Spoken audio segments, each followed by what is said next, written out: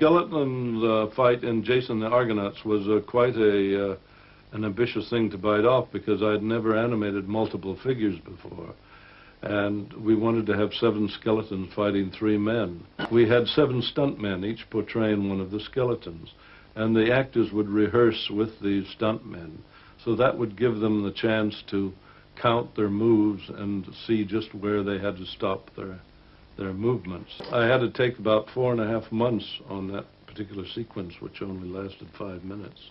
It took 4.5 months in the front of the animation camera to animate 7 skeletons, because we use models, of course, unlike Roger Rabbit and some of the other cartoons you see today. We use a dimensional model, which blends much more closely with the live action than a flat drawing, such as you saw in Mary Poppins. I wandered into Grauman's Chinese Theater in Hollywood Boulevard some years ago in 1933, when I was tender age of 13. The picture haunted me so that I had to find out how it was done.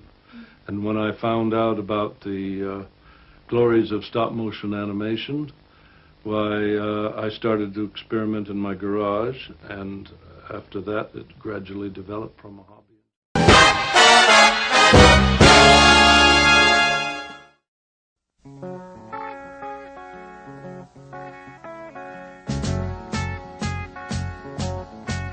Imagine me and you, I do. I think about you day and night. It's only right to think about the girl you love and hold her tight. So happy together. If I should call you up, invest a dime, and you say you belong to me, lose my mind. Imagine how the world could be so very fine, so happy together.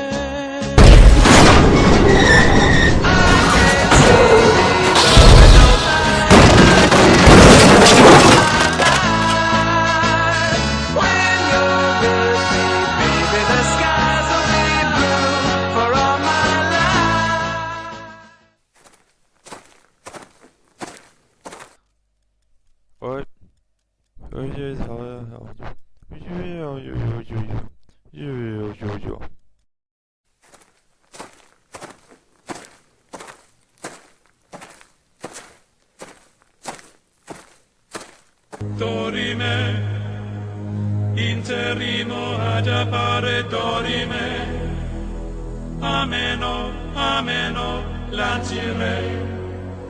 lanciremo, dorime.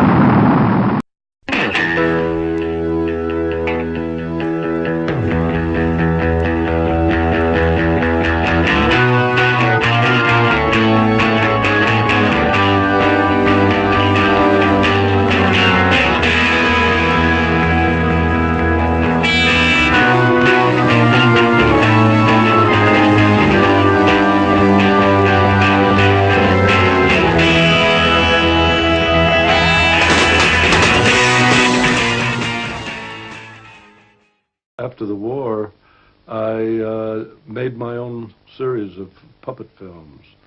I made a series of 5 films. I called them Mother Goose Stories. Father became interested in it. My mother dressed the figures. Of course, in Red Riding Hood, the wolf was very dear to my heart, because it was the type of thing I wanted to do later on. When I got involved with dinosaurs and prehistoric animals, of course, they're all creatures of fantasy. And I found them much more enjoyable to work with than just a normal character. And we found that melodrama was very useful for the medium of dimensional animation. And, of course, it had always been used with dinosaurs. Willis O'Brien, he was very courteous and very encouraging. And we became friends, and later on, when he got in, again, a gorilla, a nice, kind gorilla. So Charles Schneer and myself came to England originally to make 2 films, and we've been here ever since. This was way back in 1960.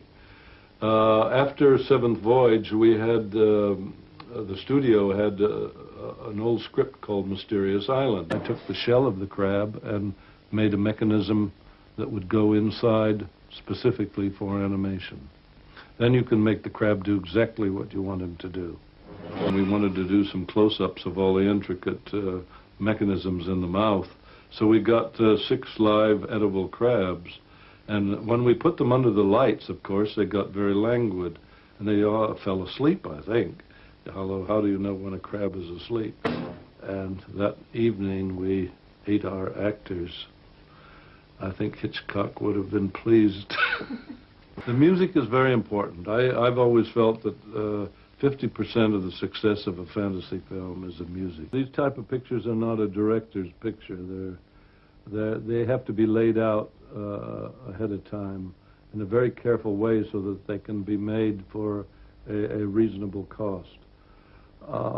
The picture is laid out many times before the director is even brought onto the scene.